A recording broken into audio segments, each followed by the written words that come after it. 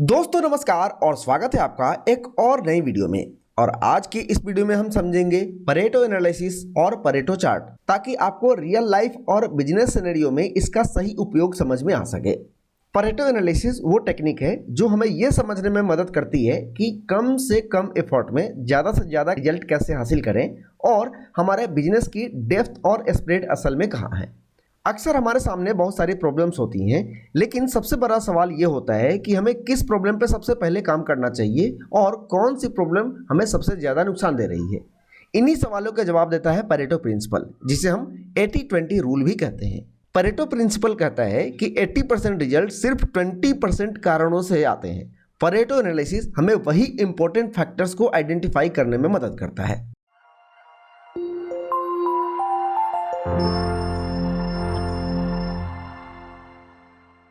यहाँ मेरे पास एक छोटा सा कंप्लेंट का डेटा है, जिसमें कंप्लेंट टाइप और उस पर काउंट ऑफ कंप्लेंट दिए गए हैं। अब हमें सिर्फ डेटा से समझना हो, जिसमें ये पता चल पाए कि हमारे टोटल कंप्लेंट में से सबसे ज़्यादा रेशियो किस टाइप के कंप्लेंट का है, या हमारा 80% तक का कंप्लेंट किन मेजर कारणों से है। तो सबसे पहले इस डेटा को हमें डिसेंडिंग ऑर्डर में सॉर्ट करना होगा। इसके बाद बगल में हमें इन सभी नंबर्स का रनिंग या कम्युलेटिव टोटल करना पड़ेगा, जिसके लिए इस पूरे नंबर को सिलेक्ट करते हैं और सबसे नीचे दिखेगा ये टूल।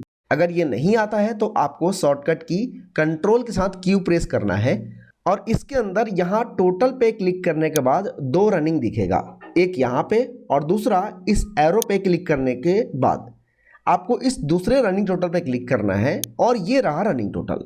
यहाँ टोटल 3745 कंप्लेंट्स हैं। अब इसके बगल में करेंगे इक्वल टू और इस पहले नंबर को टोटल कंप्लेंट नंबर से डिवाइड करेंगे। यहाँ ये डेसिमल में दिख रहा है, इसका फॉर्मेट हम चेंज कर देंगे यहाँ से परसेंटेज में। अब इसे नीचे ड्रैग करते हैं तो आप क्लियरली देख सकते हैं कि हमारा 80% कंप्लेंट सिर्फ इन 10 टाइप्स ऑफ कंप्लेंट से आता है। यानी 80-20 रूल के अनुसार हमारा main focus in top types of complaint में ही होना चाहिए। वैसे भी आपका 50% कंप्लेंट सिर्फ टॉप 5 ऑफ कंप्लेंट से ही आ रहा है।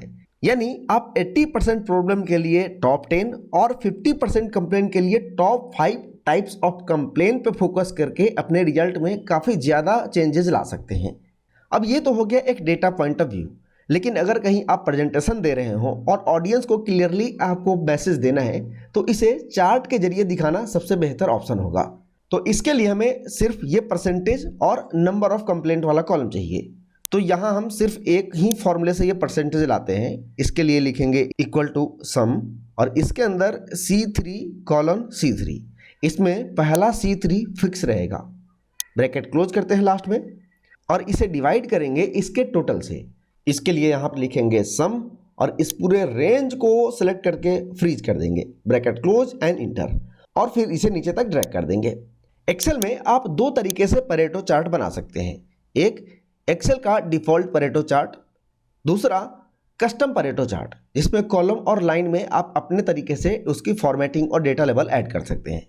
डिफ़ॉल्ट परेटो चार्ट का फ़ायदा ये है कि एक्सेल खुद ही डेटा को लार्जेस्ट टू स्मॉलेस्ट सॉर्ट कर देता है, लेकिन अगर आप कॉलम्स या बार्स के साथ परसेंटेज वाली लाइन भी और उसके साथ उसके डेटा लेवल भी दिखाना चाहते हैं तो कस्टम परेटो चार्ट ज़्यादा इफेक्टिव होता है। सबसे पहले देखते हैं कि डिफ़ॉल्ट परेटो चार्ट आप कैसे बना सकते हैं। इसके लिए सबसे पहले हमें इन दो कॉलम को सिलेक्ट करना है, types of complaint and number of complaints को, और इंसर्ट टाइप के अंदर रिकमेंडेड चार्ट में आपको दिखेगा परेटो चार्ट का डिजाइन।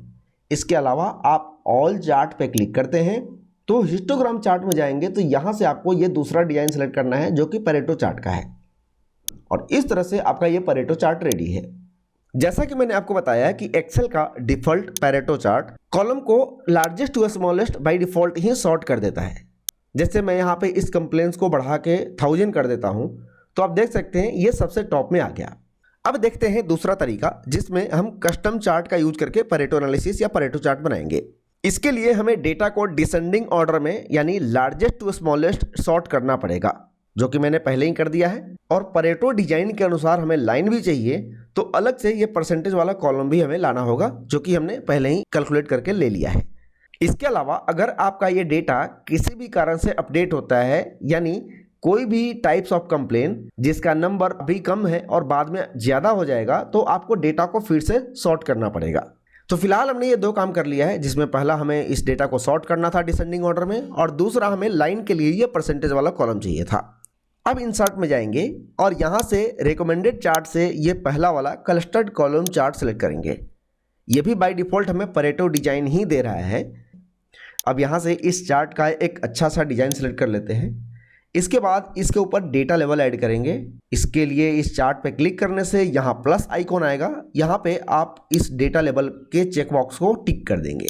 अब हमें इस लाइन पे जो ये परसेंटेज दिख रहा है इसके डेटा लेवल को सेंटर में करना है, तो इसके ऊपर राइट क्लिक किया और फॉर्मेट डेटा लेवल में जाएंगे और यहाँ से लेवल ऑप्शन के अंदर इसका पोजीशन कर देंगे सेंटर। इसके अलावा इस चार्ट के कॉलम के गैप विड्थ को भी हमें एडजस्ट करना है। इसके लिए कॉलम पे क्लिक किया और यहाँ से हमने इसके विड्थ को 10% पे फिक्स कर दिया। तो इस तरह से हम परेटो एनालिसिस और परेटो चार्ट की मदद से ये आइडेंटिफाई कर सकते हैं कि हमारे बिजनेस या प्रोसेस में कौन से फैक्टर्स सबसे ज़्यादा इम्पैक्ट डाल रहे हैं, और यही परेटो एनालिसिस की असली ताकत है। आई होप आप यहाँ बताए गए स्टेप्स को अच्छे से समझ गए होंगे। अगर आपके कोई सवाल या सुझाव हो तो मुझे कमेंट सेक्शन में पूछ सकते हैं। फिलहाल आज के लिए बस इतना ही। मिलेंगे अगली वीडियो में ऐसे ही किसी नए और इंटरेस्टिंग टॉपिक के साथ। तब तक के लिए नमस्कार। Thanks for watching.